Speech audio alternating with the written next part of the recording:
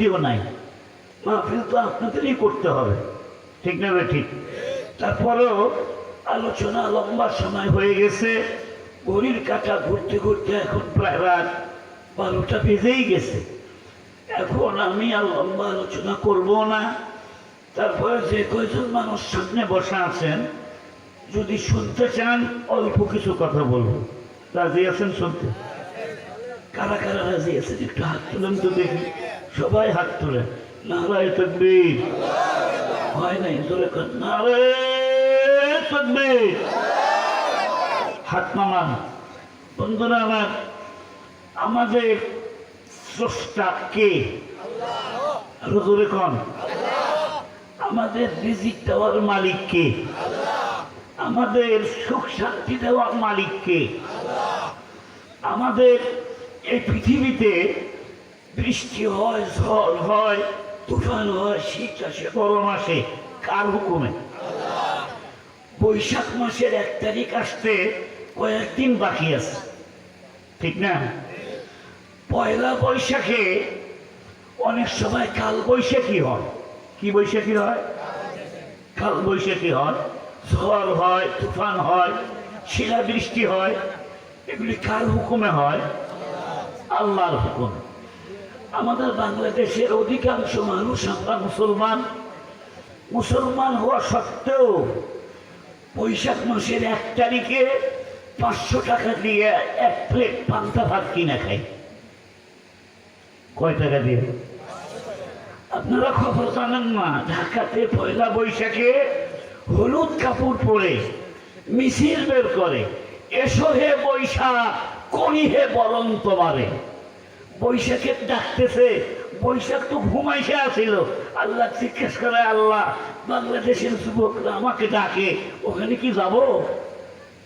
আল্লাহ যা ডাকতেছে যখন, কি নিয়ে যাবো? কিছু নিয়ে যাই, মিষ্টি নিয়ে যা, রসগোল্লা নিয়ে যাও, বড় বড় ছোট ছোট দানাদার। শিলাবৃষ্টি হয় কি হয় না? আরে বৈশাখ মাস ঘুমায় আসে থাকুক, তোমার দেখার দরকারটা কি? তুমি ডাকবে তোমার আল্লাহকে, তুমি ডাকবে তোমার রবকে। তুমি নিজের চিন্তা করো, রমনার বটমূলে সে পান্তা ভাত এখন গরুয়ে খায় না, তুমি 500 টাকা দিয়ে কিনা খাও, লজ্জা করে না? মসজিদের চাঁদা চাইতে গেলে 10 টাকাও দেবে না, আর পান্তা ভাত কিনা খাও 500 টাকা দিয়ে 1 প্লেট পান্তা ভাত তুমি কিনা খাও।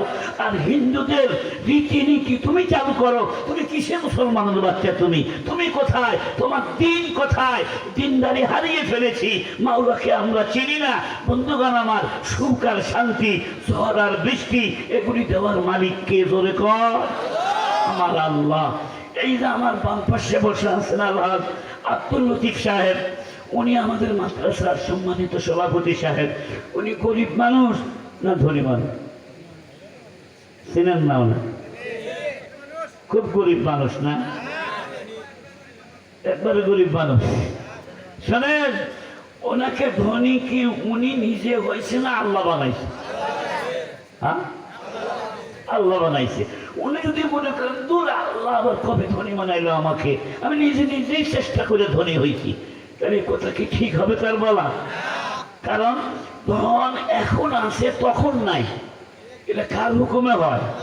আল্লাহর হুকুমে। কবিতাই বলেন, গাদা মূর্খ বক্সি গাহে সারা চুগাদা আসবরায় নিমে নানে দরবাজার হাই রাখুনি। ধনীকে গরিব, গরিবকে ধনী বানাবার মালিক পৃথিবীর কোনো মানুষ না। কে?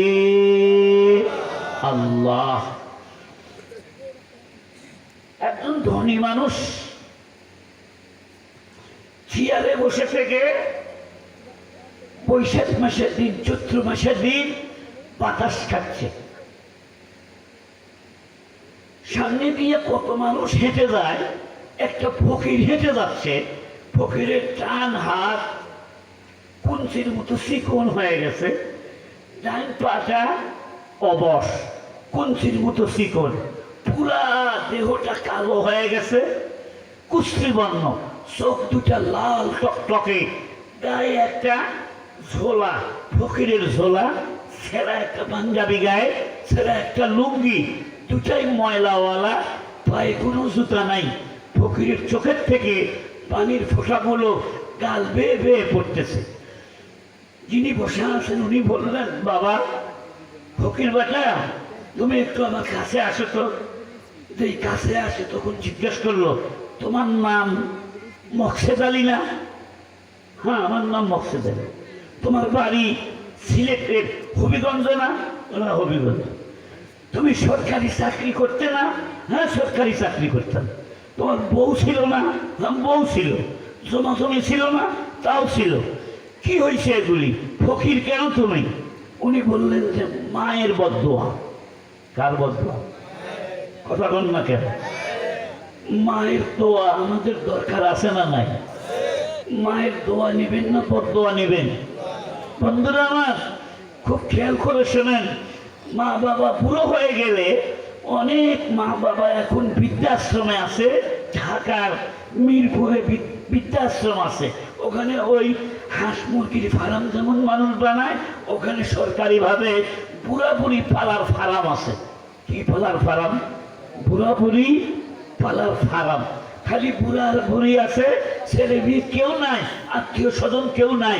আচ্ছা বলেন তো, মানুষ যত গরিবই হোক না কেন, কেউ কি বৃদ্ধাশ্রমে যেতে চায়? যেতে চায়? আপনারা চান বৃদ্ধাশ্রমে যেতে? কোনোদিন যাবেন না এটা। বন্ধুরা আমার, এক বাবা তার এক ছেলে তার বাবাকে নিয়ে বৃদ্ধাশ্রমে আসলো। এসে বলতেছে, এই নামটা লিখেলাম তো, এটা আমার বাবা হয়। বলে, আপনি কি করেন? বলে, আমি সরকারি চাকরি করি। তো ওনাকে বৃদ্ধাশ্রমে রেখে যাচ্ছেন কেন? বলে, আমার বউ আমার বাবাকে সহ্য করতে পারে না, সারাদিন অশান্তি, বৃদ্ধাশ্রমে রেখে যায়। তো বৃদ্ধাশ্রমে তো দুই প্রকার ঘর আছে, একটা হলো এসি, একটা নন এসি।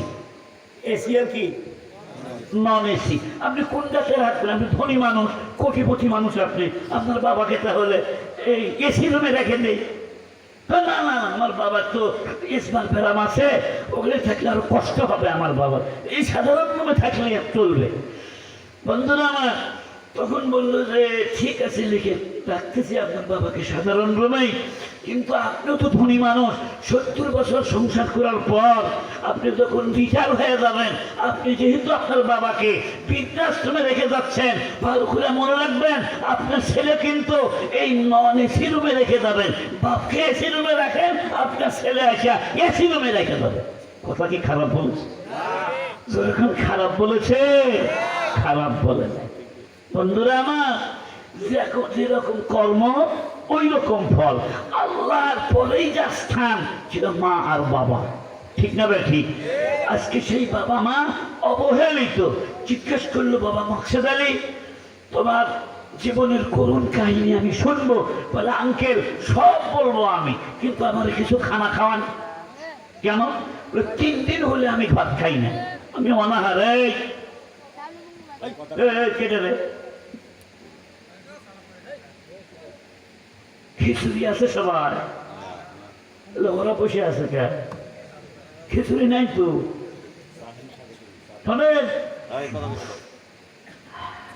খাইতে দেন, ফকিরকে খাইতে দাও। ভালো কাজ না খারাপ কাজ? কথা কন না কেন? মিসকিনকে খাবার দেওয়া সর্বোত্তম ইবাদত। হাসরের ময়দানে আল্লাহ জিজ্ঞাসা করবেন, বান্দা আমার সামনে আয়, তুই ধনী মানুষ ছিলি, আমি তোর বাড়িতে খানা চাইতে গেছিলাম, তুই আমাকে কেন খানা দিস নাই? ধনী মানুষ তখন বলবে, আল্লাহ, আর এমন আমার মুখে শুনেছি তুমি তো রব, তুমি তো আল্লাহ, তুমি খাও না, তুমি পান করো না, তুমি আমার কবে আমার বাড়িতে গেছিলা? আমার মাওলা বলবে, বান্দা রে, মনে করে তো তোর বাড়িতে একজন মিসকিন গিয়েছিল, ক্ষুধার জ্বালায় অস্থির হইয়া তোর কাছে ভাত চাইছিল, তুই দিস নাই, ওরা ধাক্কা দিয়ে সরিয়ে দিয়েছিলি। অথচ আমার আল্লাহ বলেন, ও আম্মা সাইলা ফালা তানহার ওয়া আম্মা বিনি'মাতি রাব্বিকা ফাহাদ্দিস। আল্লাহু আকবার বলেন। তুই যদি সেদিন আমাকে খানা দিতি, আমি আল্লাহকেই খানা খাওয়ানো হতো। সুবহানাল্লাহ। আঙ্কেল আমারও কিছু খাইতে দেন। খাইতে দিল, গোগ্রাসে খাইলো, গরুর মতো খাইলো। 3 দিনের অনাহারী মানুষ, অনাহারে না থাকলে বোঝা যায় না দারিদ্রতার কি নিষ্পেষণ। এই জন্য আল্লাহ 12 মাসের 1 মাস রমজানের রোজা দিয়েছে ফরজ করে। কেন? বেলা যখন 3টা বাজে না খায় থেকে 4টা বাজে মেজাজ তখন ঠং হয়ে যায়, পেটে ক্ষুধা লাগে, তখন বোঝে আসে হায় রে আমি তো পুরো 1 দিনও না খায় নাই। আর ওই গরিবরা 2 দিনও না খায় থাকে, 3 দিনও না খায় থাকে, তাদের কি কষ্ট। ওই গরিবের কষ্ট বুঝাবার জন্য আল্লাহ রমজানের রোজা ফরজ করেছে। নিয়ত আছে তো থাকা? কার কার নিয়ত আছে? 2টা করে হাত তুলে দেখান তো দেখলো। নারায়ে তাকবীর, মাশাআল্লাহ, হাত নামান। রমজান এসেই গেছে, প্রায় খাওয়া শেষ। এবার জিজ্ঞেস করলো, চা নিয়ে আসতেন, এবার জিজ্ঞেস করলো যে বাবা তুমি তো চাকরি করতে, ফকির হইলে কেমন করে, চাকরি গেল কেমন করে? বলে আঙ্কেল আমি তো আগেই চাকরি পাই নাই। আমি যখন মায়ের কোলে, আমার বয়স যখন 6 মাস। কয় মাস? আমার চাচাও নাই, আমার ফুফুও নাই। আমার বাবার মা ছিল, হঠাৎ রোড অ্যাক্সিডেন্টে আমার বাবার মরার সংবাদ আসলো। আমার বয়স যখন 6 মাস, আমি যখন মায়ের কোলে, আমার মায়ের বয়স তখন 19 বছর। আমার মায়ের কাছে বিয়ার প্রস্তাব আসতে শুরু করলো। মামারা এসে বলল বোন একটাই মাত্র বাচ্চা হয়েছে, বিয়া বস, তোর জীবন নষ্ট করিস না, আমরা কয়দিন থাকবো? না ভাই বিয়ে আমি বসবো না। আমি যদি বিয়ে বসি, আমার আদরের সন্তান মাত্র 6 মাস বয়সের বাচ্চা, আমার এই বাচ্চাটা কার মুখের দিকে তাকাবে? আমি বাচ্চার মুখের দিক তাকায়া আমার জীবন শেষ করব, আমি নিজে কষ্ট পাবো, আমার বাবুরে কষ্ট দিব না। সুবহানাল্লাহ বলবেন না একটু? মায়ের মনে দয়া মায়া আছে না নাই? কারণ দুনিয়ার সব মানুষকে ভালোবাসে স্বার্থের জন্য। শ্বশুর জামাইকে ভালোবাসে স্বার্থের জন্য, ঠিক না ভাই? শাশুড়ি জামাইকে মুরগার রান খাওয়ায়, এটাও স্বার্থের জন্যে। ভাই ভাইকে ভালোবাসে, তার মধ্যে স্বার্থ আছে। একমাত্র নিঃস্বার্থ ভালোবাসা একজনের, তিনি কে? আর তিনি কে? মা। মায়ের ভালোবাসার মধ্যে কোনো স্বার্থ নাই। মা যদি কষ্ট পায় তবু ছেলের সাথে বিরক্ত হয় না, ঠিক না ভাই? ঠিক। আমরাও যখন বুড়ো হয়ে যাব, আমরা যদি বাপ মার সাথে ভালো ব্যবহার করি, তাহলে বুড়ো হওয়ার পরে মানুষ শিশু সুলভ আচরণ করে। বন্ধুরা আমার, ওই সময় যদি আমরা সন্তানের কাছ থেকে ভালো ব্যবহার পাই, শান্তি পাবো। খারাপ ব্যবহার পাইলে মনটা নষ্ট হয়ে যাবে। আঙ্কেল শোনেন, আমি বড় হলাম, আমার মা একটা ভুল করলো। মা যদি আমাকে আলেম বানাইতো, কোরআন পড়াইতো, সুবহানাল্লাহ কোন, আমি কোরআন জানি না, কোরআন পড়তে পারি না, আল্লাহর কোরআন কেমন দেখা যায় তাও আমি জানি না। আমি কোরআন শিক্ষা থেকে বঞ্চিত হলাম। এক চান্সে MA পাস করলাম।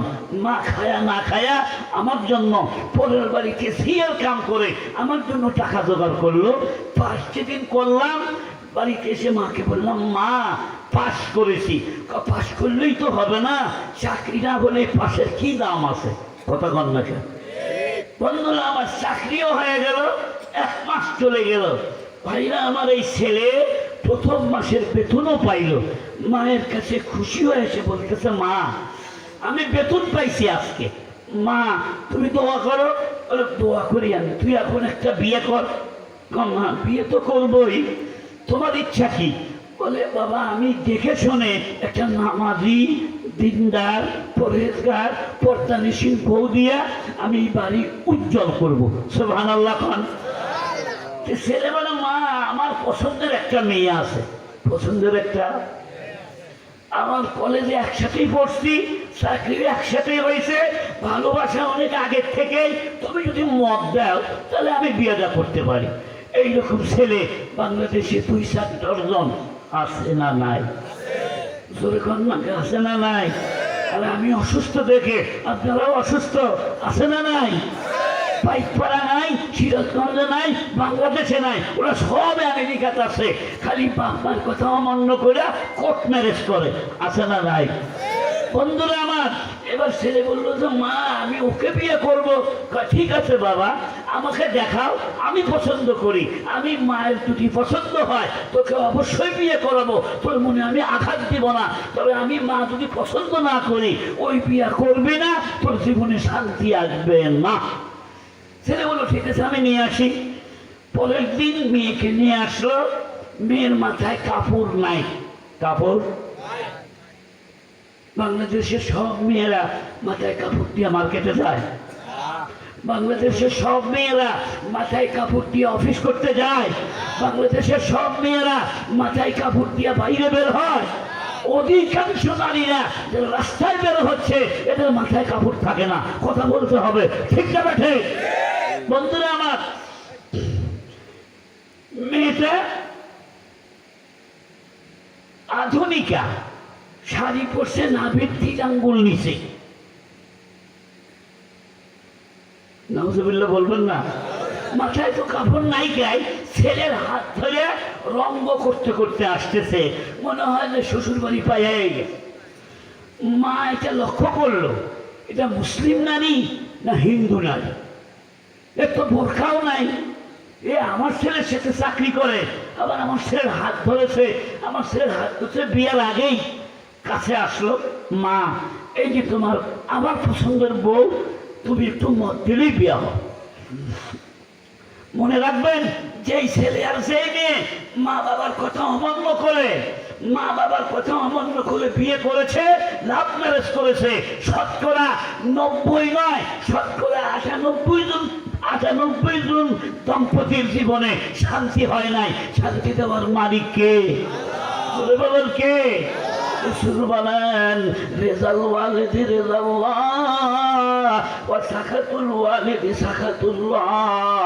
বাপ মা খুশি, আল্লাহ খুশি, বাপ মা বেজার, আল্লাহ বেজার। তুমি যখন লাভ ম্যারেজ করলে বড় লোকের কন্যা, একটা গরিবের ছেলের হাত ধরলে যখন তুমি, তোমার মা মনে কষ্ট পাইছে, বাবা মনে কষ্ট পাইছে, মা বাবাকে কষ্ট দিয়া তাহাজ্জুদ পড়িয়াও পার পাইতে পারবা না। রঙিন স্বপ্নের কথা ভুলে যাও। এই যৌবন মানুষের চিরকাল থাকবে না, এই রক্ত গরম মানুষের চিরকাল থাকবে না। তুমি একদিন বাবা হবে, তুমি যেমন বাইর হইয়া গেলে তোমার মেয়েও বাইর হইয়াই যাবে। আরো আসতে পান, ঠিক না বেঠে? মন খারাপ করতেছেন আপনারা? বন্ধুরা আমার, ইসলাম না মানার কারণে আজকে এই অবস্থা। মা বলল খোকা শোন, আমি একটা মুসলিম নারী, আমি গরিব হতে পারি, জীবনে কোনোদিন রমজান মাসের রোজা নষ্ট করি নাই। সুবহানাল্লাহ বলেন। বাংলাদেশে এমন গরিব আছে পান্তা ভাত খায় রোজা রাখে, রোজা নষ্ট করে না। আবার এমন ধনী ছেলেরা আছে ভাতের অভাব নাই, খাদ্যের অভাব নাই, টাকার অভাব নাই, এসি রুম আছে, রমজান মাসের রোজা থাকে না। এমন ছেলে বাংলাদেশে 2-4 দর্জন আছে না নাই? সিরাজগঞ্জে নাই মনে হয়? সিরাজগঞ্জ আছে। লাল পর্দার ভিতরে বসে বসে রমজান মাসে খায়। ওরা তো হালাল খাদ্য খায় না, ও শুয়োরের গু খায়, কুত্তার গু খায়, শুয়োরের মাংস খায়। ওটা যেমন হারাম এটাও হারাম। তুমি জোয়ান হইয়া রোজা থাকবা না, এটা আল্লাহর হুকুম অমান্য করলে 11 মাস তোমার দেহে ভাইরাস ঢুকেছে, চর্বি ধরেছে, 1 মাস রোজা থাকবে, ভাইরাস দূর হবে, জ্বর ভালো হবে, ক্যান্সার ভালো হবে, করোনা ভালো। করোনা দেখে ভয় পাও, রোজা থাকো, আসবে না করোনা তোমার কাছে। আল্লাহু আকবার বলেন। সেই লোকটা 5 বার হাত ধোয়, 5 বার ওযু করে, এই লোকের কাছে করোনা আসতে পারে না। আরে ভাই, করোনা তো একটা ছোট জিনিস, যেটা অনুবীক্ষণ যন্ত্র দিয়া দেখতে হয়। এটা মানুষের তৈরি না। তুমি মাইক হাতে নিলা আর বললা আমরা বাংলাদেশের মানুষ, করোনার চাইতে বেশি শক্তিশালী। দেখায় দিতেছে শক্তি তোমার বেশি না আল্লাহর বেশি? জোরে বলতে হবে, ঠিক না বেশি? কথা বলার হুঁশ পান না। মাইকটা পাইলে আমরা বক্তারা বেহুশ হয়ে যায় যে মই কি হনুরে, মই কি না। ভাই, সব জায়গায় সব কথা চলে না, আল্লাহ নিয়ে সব কথা চলে না। দল যেটাই করেন আপনি, আল্লাহর বিরুদ্ধে কথা বলা যাবে না, নবীর বিরুদ্ধে কথা বলা যাবে না, কোরআনের বিরুদ্ধে কথা বলা যাবে না। ঠিক না ঠিক? আপনি আওয়ামী লীগ করার অসুবিধা নাই, বিএনপি করার অসুবিধা নাই, আপনি সে দলই করেন না কেন, আগে আপনাকে ঠিক করতে হবে আপনি কিসের বাচ্চা, হিন্দুর বাচ্চা না মুসলমানের বাচ্চা। মুসলমানের বাচ্চা যদি হয়ে থাকেন, আপনার মা বাবার বিবাহ যদি কোরআন মোতাবেক হয়ে থাকে, আপনাকে চিন্তা করতে হবে কোরআনের বিরুদ্ধে, আল্লাহর বিরুদ্ধে একটা শব্দ উচ্চারণ করা যাবে না। বলেন না ঠিক না ঠিক? আমি কি কথাটা রাজনীতি বললাম? এটা কি রাজনীতি? এটা ইসলাম নীতি। আমি মুসলমান, আমি মুসলমানের সন্তান, আমার পরিচয় হচ্ছে আমি মুসলমানের বাচ্চা। এরপরে আমার অন্য পরিচয়, আমি বাঙালি, আমি মিশরি, আমি চায়না, আমি অমক, আমি তমক, কিন্তু আমার প্রথম পরিচয় আমি কি মুসলমান। মুসলমান হওয়ার কারণে কি ঠকা হয়েছে বাবা? ঠকা হয়েছে? আমরা করোনার চাইতে শক্তিশালীতে বললো, এ ভাইরা আমার, আরে করোনা এমন একটা জিনিস, তোমার চাইতে বড় মাপের বাচ্চা নমরুদ আলাইহির লানত সারা বিশ্বের বাচ্চা ছিল, ওকে সাইজ করছে আল্লাহ ছোট্ট একটা বাহিনী দিয়া, ল্যাংড়া মশা দিয়া। কি মশা? সুস্থ মশা না, ল্যাংড়া মশা। ল্যাংড়া এক মশার কামড়ে নমরুদের কুফাকার জাহান্নামে চলে গেছে। আর তখন মানুষ বলল আমরা করোনার চাইতে শক্তিশালী, আমরা মোকাবেলা করব। আল্লাহকে শুনে নাই সে কথাটা? মশা তো দেখা গেছে, আল্লাহকে বসে থাক, চুপ কর, আমি পাঠাচ্ছি আমার সেনাবাহিনী। ওমা ইয়ালামু জুনুদা রাব্বিকা ইল্লা হু। আল্লাহু আকবার বলেন। আল্লাহর সেনাবাহিনী কত দুনিয়ার মানুষ জানে না। আল্লাহর সেনাবাহিনীর এক নাম হলো করোনা। আল্লাহ করোনা পাঠাইল আমেরিকায়, সুপ্রিম পাওয়ারের দেশ আমেরিকা। চীন, জাপান প্রথমে চীনে আসলো কেন? চীনেই মুসলমানদের প্রতি অত্যাচার বেশি হচ্ছিল। রোগের মুসলমানদের যে শাস্তি চীন দেশের মানুষ দিচ্ছে, ওই ভিডিও সিন যদি আপনি দেখেন, আপনি চোখে পানি রাখতে পারবেন না। হাত বেঁধেছে, পা বেঁধেছে, হাজার হাজার নারী পুরুষের উলঙ্গ করেছে, টর্চারিং করা হচ্ছে। অপরাধ কি? তারা কেন করেছে? লা ইলাহা ইল্লাল্লাহ। আসলো করোনা, আমরা মনে করলেন এটা কোনো ব্যাপার, বাস সারা বছর ভালোই চললো, করোনাকে বেশি আসিল। এখন আবার শোনা যাচ্ছে যে একদিনে 50 জন মরছে। আচ্ছা ভাই, এ পর্যন্ত করোনা যত মানুষ মরছে, এ পর্যন্ত কোনো মরনা সব মরছে, কোনো হাবের সব মরছে, কোনো মুয়াজ্জিন সব মরছে? শোনেন খুব ভালো করে, কোনো গরিব মানুষ, বেশি গরিব মানুষ মরছে, কোনো সুইপার মরছে। এই সুইপাররা ড্রেন পরিষ্কার করে, ধর্মও ঠিক নাই, ওরা সবসময় ময়লা লাড়ে। করোনা হলেও অনেক আগে হওয়া লাগবে। তা না, এসি রুমে থাকে, মুখে মাস্ক লাগায়, হাতে গ্লাভ লাগায়, এরপরে কারোর সাথে মুসাফা করে না, হ্যান্ডশক করে না, তারাই ধরে ধরে আগে বসছে। ঠিক না বেশি? একটা লোক পুরুষ মানুষ হয়ে নাচতো, গান গাইতো, সে নামটা আছে তো জ্যানসন নাকি একটা নাম আছে, যে মাইকেল জ্যাকসন। ও নিয়োগ করছিল 150 বছর বাঁচো। কয় বছর? কথা বল নাকি আপনারা? মাইকেল জ্যাকসন আছে, কয় বছরে মারা গেছে বলতে পারেন কেউ? 50 থেকে 53 বছরে মাইকেল জ্যাকসন মারা গেছে। হাতে গ্লাভ লাগাইলো, মুখে মাস্ক লাগাইলো, ব্যক্তিগত ডাক্তার, অন্য কোনো ফার্মেসির ওষুধ খায় নাই, তার জন্য আলাদা ফার্মেসির আলাদা ওষুধ খাইছে। এমন ঘরে থাকছে যে ঘর পুরো অক্সিজেন করা, বাথরুমে গেছে সেখানে অক্সিজেন করা, যেখানে গেছে কারোর সাথে হাত মিলায় নাই। বন্ধুরা আমার, চ্যালেঞ্জ করেছিল আমি 150 বছর বাঁচতে চাই। 150 মাইনাস 50 কাজ। কখন মরছে ডাক্তারও করে না, ঘুমাইছে, মরে আছে। কার হুকুম? আরো জোরে বলতে হবে, কার হুকুম? উপায় নাই। এই মরণটা যদি না থাকতো, নাস্তিকের বাচ্চারাও আরো গালি দিত আমার আল্লাহকে। মরণ আছে দেখাটাই মানুষ মানে না। মরণ আসবে কি আসবে না? বন্ধুরা আমার, তাই আরজ করতেছিলাম, সামনে রমজান আসতেছে, করোনার ভয় করেন না। করোনা কার হুকুমে আসে? নাকি আমেরিকা পাঠাইছে? চীন পাঠাইছে, ওই বিমান বন্ধ করে দাও, মন্ত্রী নিয়ে আসবো, ভয়ে নিয়ে আসবো। আরে মিয়া, বিমান ছাড়াও করোনা পাঠানোর ক্ষমতা আমার আল্লাহর আছে না নাই? আইনামা তাকুনু ইউদরিকুমুল মাউতু ওয়ালাউ কুনতুম ফি বুরুজিন মুশাইয়াদা। আল্লাহু আকবার বলেন। লোহার সিন্ধুকের ভিতরে আবদ্ধ থাকো, মরণ যখন আসবে কেউ ঠেকাইতে পারবে না। ডাক্তারও মরতেছে, চীন দেশের অনেক ডাক্তার মারা যাওয়ার কারণে অনেক ডাক্তাররা এখন কালিমা পড়ে মুসলমান হচ্ছে।